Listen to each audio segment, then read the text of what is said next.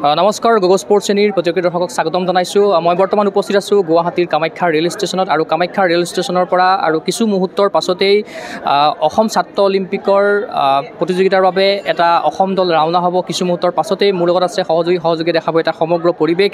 যিহেতু হাৰিয়ানাৰ ৰোহতাত অনুষ্ঠিত হ'ব একাদশ সংখ্যক অসম ছাত্ৰ অলিম্পিক আৰু উচু ইভেণ্টত অসম দলটোৱে প্ৰদৰ্শন আগবঢ়াব। অসমৰ পৰা 30জনীয়া দল হাৰিয়ানাৰ অভিমুখে আৰু কিছু মুহূৰ্তৰ পাছতে ৰাওনা হ'ব। যিহেতু অসম ছাত্ৰ অলিম্পিক সন্থাৰ সম্পাদক মনোজ কুমাৰ ডাঙৰীয়া আছে, তেখেতৰ নেতৃত্বত যাব দলটো। আপোনাক স্বাগতম জনাইছোঁ। যিহেতু আপোনালোকৰ এটা 30জনীয়া দল হাৰিয়ানাৰ ৰোহতাকৰ অভিমুখে গৈ আছে, গতিকে গোটেই বিষয়টো সন্দৰ্ভত আপোনাৰ মন্তব্য কি হ'ব? হয়, নমস্কাৰ। আমাৰ ছাত্ৰ অলিম্পিকসমূহ অসমবাসীৰ পৰা আশীৰ্বাদ বিচাৰিছোঁ। প্ৰথমতে আমি অসমৰ পৰা 30জনীয়া দল এটা উচু ইভেণ্টৰ কাৰণে আমি হাৰিয়ানাৰ ৰোহতাক MD ইউনিভাৰ্চিটিত অনুষ্ঠিত হ'বলৈ গৈ আছে 11 সংখ্যক ছাত্ৰ অলিম্পিক। এইটো হাৰিয়ানা ষ্টুডেণ্ট অলিম্পিক এছ'চিয়েশ্যনে অৰ্গেনাইজেশ্যন কৰিছে। এইটো আমি উচু ইভেণ্টৰ কাৰণে 30জনীয়া টীমটো আমি অসমৰ পৰা যাব ওলাইছোঁ। যি গতিকে বহুত গৰম। আমাৰ কাৰাটে টীম আছিলে, টাইকাণ্ডো টীম আছিলে। টাইকাণ্ডো আৰু কাৰাটেৰ আমাৰ অসমত গেমসমূহ হৈ গ'ল। তো সেইটো কাৰণত আমাৰ কিছু ষ্টুডেণ্ট এইবাৰ এই কাৰাটে ইভেণ্ট আৰু টাইকাণ্ডো ইভেণ্টত যাব নোৱাৰিলে। তো আমি যিখিনি পাৰোঁ উচু ইভেণ্টৰ টীমটো লৈ পেলাই আমি যাবলৈ ওলাইছোঁ। আৰু কেতিয়াৰ পৰা আছে প্ৰতিযোগিতা আৰু কেতিয়া গৈ পাব আপোনালোক? আমাৰ প্ৰতিযোগিতাখন আমাৰ ৰিপৰ্টিং সময় আছে আমাৰ 26 তাৰিখ আবেলি 4টা বজাত। আমি 26 তাৰিখে আজি গুৱাহাটীৰ পৰা 26 তাৰিখে আমি দিল্লী পাম আৰু দিল্লীৰ পৰা আমি তাত হাৰিয়ানাত আমি আবেলি 4টা বজাত গৈ পাম। আৰু যোৱাৰ আগমুহূৰ্তত আপোনালোকে প্ৰিপেৰেশ্যন কেনেকৈ কৰিছিলে, ক'ত প্ৰেক্টিছ কৰিছিলে বা বাছনি কিদৰে কৰিছিলে 30গৰাকী খেলুৱৈক? আমাৰ বিভিন্ন আমাৰ ষ্টুডেণ্ট অলিম্পিক আমাৰতো উচু এছ'চিয়েশ্যন বুলি আমাৰ বেলেগকৈ এটা আছে, কিন্তু এইটো ছাত্ৰ অলিম্পিকতো আমাৰ উচু এছ'চিয়েশ্যন আছে।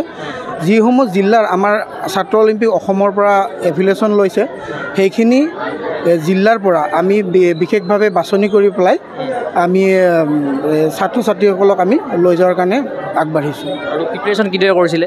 এইবিলাক প্ৰিপেৰেশ্যন আমাৰ আজি হৈ গ'ল। আমাৰ আজি 6-7 মাহমান হৈ গ'ল। তেতিয়াৰ পৰা আমাৰ প্ৰিপেৰেশ্যন চলি আছিলে।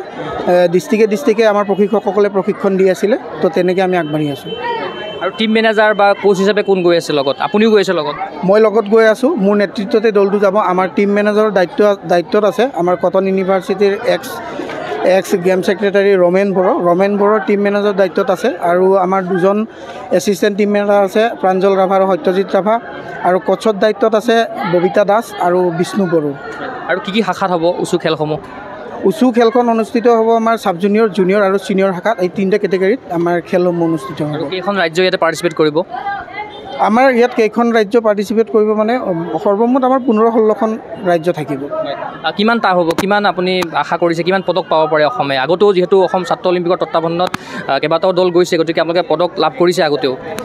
আমি 2022 চনত আমি অসম দলে আমি দ্বিতীয় শ্ৰেষ্ঠত্ব দল আনিবৰ কাৰণে সক্ষম হৈছিলোঁ।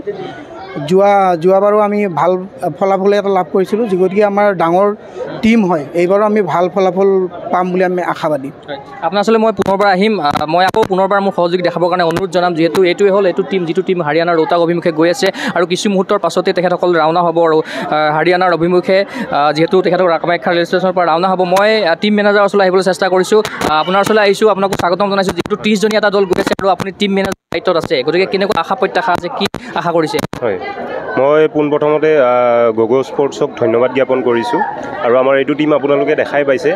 আমাৰ আশা আছে 2022তো আমি ভাল ফলাফল আমি প্ৰদৰ্শন কৰিছোঁ আৰু এইটো খেলতো আমি ভাল প্ৰদৰ্শন কৰিম বুলি পেলাই আশা কৰিছোঁ।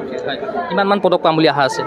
আমাৰ 30ৰ ভিতৰত অলমষ্ট ধৰি লওক 24 মান পাব লাগে। আৰু ভাল প্ৰেক্টিচ চলি আছিলে আৰু এতিয়াও আমাৰ ভাল ষ্ট্ৰং হেৰিটো আছে। আৰু যোৱাৰ আগমুহূৰ্তত অসমবাসীক কিবা ক'ব বিচাৰিব নেকি?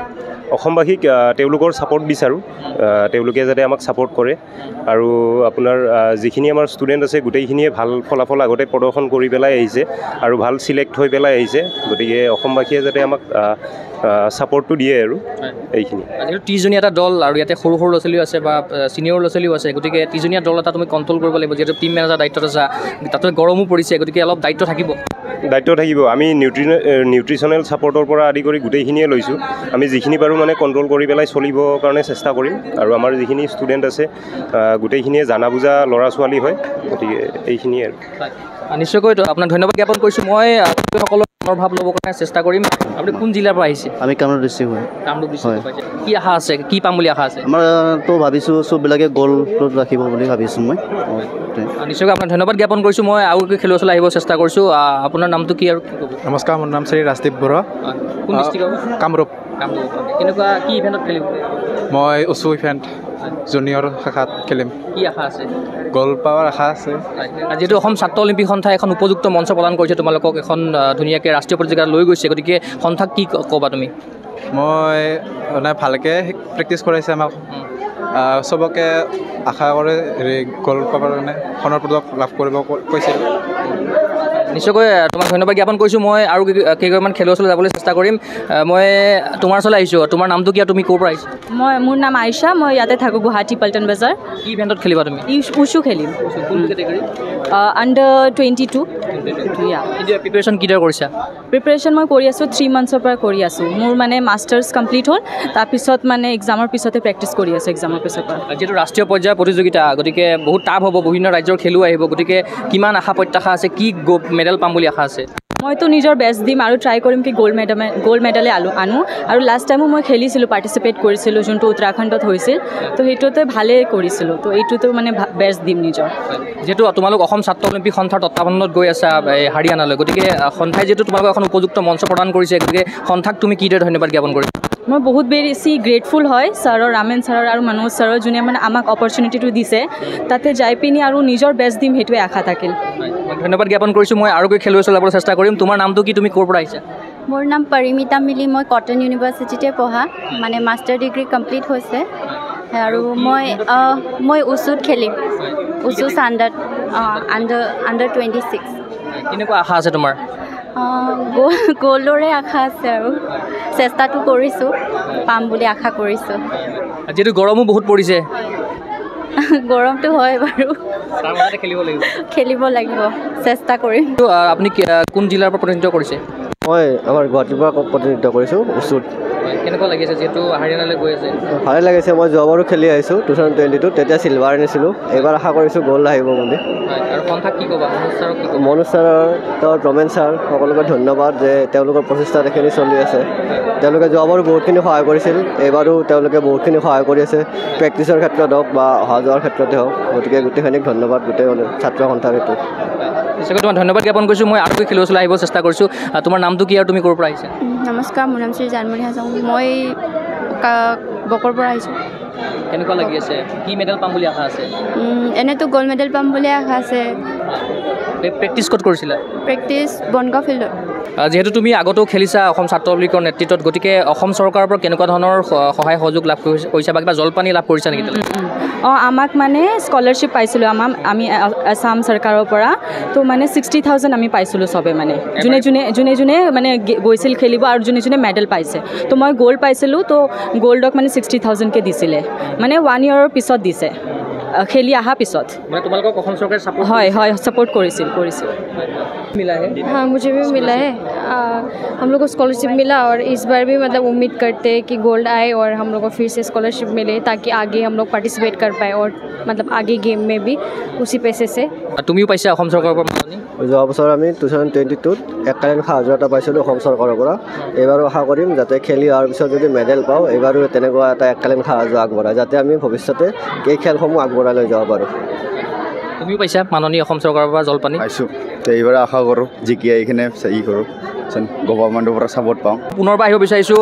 অসম ছাত্ৰ অলিম্পিক সন্থাৰ সম্পাদক মনোজ কুমাৰ হয় যি গতিকে আমাৰ এইটো ছাত্ৰ অলিম্পিক আমাৰ যিটো ছাত্ৰ অলিম্পিক ভাৰতৰ যিটো আমাৰ সন্থা আছে এইটো আমাৰ NGO হয় নন গভৰ্ণমেণ্ট হয় গভৰ্ণমেণ্ট নহয় মানুহে ভাবে কি ছাত্ৰ অলিম্পিক বুলি ক'লে অলিম্পিক গেম নেকি এনেকৈ ভাবে এইটো একচুৱেলি অলিম্পিক নহয় নামটো হয় ছাত্ৰ অলিম্পিক তো সেইটোত আমাৰ NGO হয় তো NGO ভিত্তিত আমি আমাৰ অসমতো আমি ৰেজিষ্টাৰ্ড NGOৰ ভিত্তিত আমি এনেকৈ টিম লৈ গৈ থাকোঁ যিখিনি যাৱতীয় খৰচা হয় সেইখিনি নিজে কৰিবলগীয়া হয় আৰু এইটো ছাত্ৰ অলিম্পিকত বহুত মানে খেলুৱৈ ভাবে যে কি হয় ছাত্ৰ অলিম্পিক খেলিলে কি হ'ব কি নহ'ব এইখিনি কথা বহুত ভাবে কিন্তু ছাত্ৰ অলিম্পিকৰ চাৰ্টিফিকেটখন এনেকুৱা এখন চাৰ্টিফিকেট হয় যিখন চাৰ্টিফিকেট আমি যদি আজি ডিফেন্সৰ ক্ষেত্ৰত হওঁ যিকোনো চাকৰিৰ ক্ষেত্ৰত হওক তো তেনেকৈ অসমৰ বহুতবিলাক আমাৰ এনেকুৱা ছাত্ৰ ছাত্ৰী আছে মই যেতিয়াৰ পৰা সম্পাদকৰ দায়িত্ব মই গাত পাতি লৈছিলোঁ তেতিয়াৰ পৰা গম পাইছোঁ যে বহুত দূৰ দূৰণিৰ পৰা আগত খেলি অহা ছাত্ৰ ছাত্ৰীও মোৰ পৰা মানে চাকৰি সূত্ৰে কিছুমান NOC বিচাৰি পেলাই আহে যিখন চাৰ্টিফিকেট মানে চাকৰি সূত্ৰে মানে প্ৰযোজ্য হয়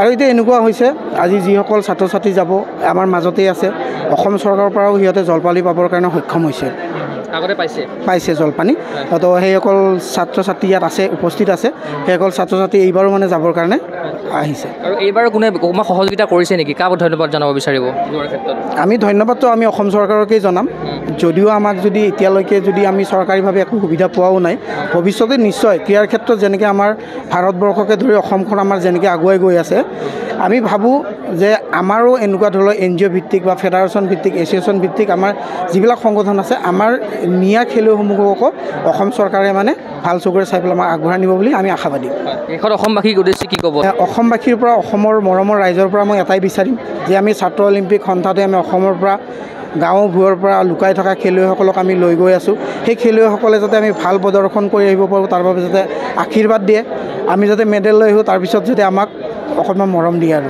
নিশ্চয়কৈ আপোনালোকক দেখুৱালোঁ মই তেখেতসকলৰ মনৰ ভাৱ যিহেতু হাৰিয়ানাৰ ৰোহটাকলৈ গৈ আছে অসম ছাত্ৰ অলিম্পিক সন্থাৰ নেতৃত্বত এটা 30জনীয়া দল আমি আশা কৰিম হাৰিয়ানাৰ ৰোহটাত এই অসম দলটোৱে দুৰ্দান্ত প্ৰদৰ্শনেৰে অসমলৈ গৌৰৱ কঢ়িয়াই আনক এই আশাৰে মই চিন্ময় কুমাৰ বৰা এই বিশেষ অনুষ্ঠানৰ বিদ্যালয় চাই থাকিব গগৈ স্পৰ্টছ চেনী ধন্যবাদ